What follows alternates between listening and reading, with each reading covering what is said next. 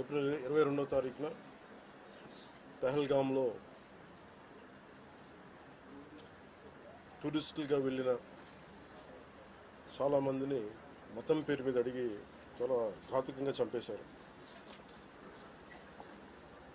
దేశం మొత్తం పుట్టెడు శోకంలో మునిగిపోయింది.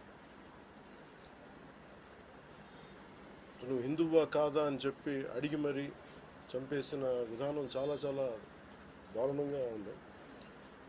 ముఖ్యంగా ఆంధ్రాకి సంబంధించి దాదాపు ఇద్దరు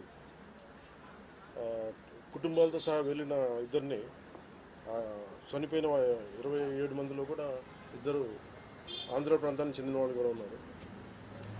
వాళ్ళని అడిగింది మీరు హిందువులా కాదా అని చెప్పి వారి కుటుంబాల ముందే, వాళ్ళ పిల్లల ముందే, వాళ్ళ సహధర్మచారుల ముందే మ్యాగజైన్ ఎంటీ చేశారు, తల లేకుండా చేశారు. హిందువా ముస్లిమా అనే అర్థం తేల్చుకోవడానికి కల్మా చదవమని. ఇంత ఘాతుకంగా చంపిన తర్వాత దేశం మొత్తం కూడా ఒక డెసిసివ్ యాక్షన్, ఒక బోల్డ్ యాక్షన్ కోసం ఎదురు చూస్తుంది. అది నిన్న రాత్రి జరగటం. ఇలాంటి సమయంలో దాదాపు 9 ప్రాంతాల్లో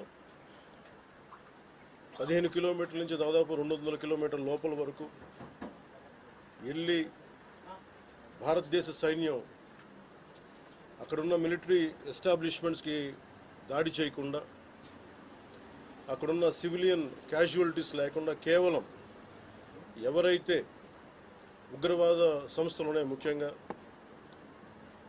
ఈ 3 సంస్థల మీద ప్రత్యేకించి దాడులు జరపడం, వాటిని ధ్వంసం చేయడం నిజంగా ఇది భారతదేశం ప్రతి ఒక్కరూ హర్షించదగ్గ విషయం.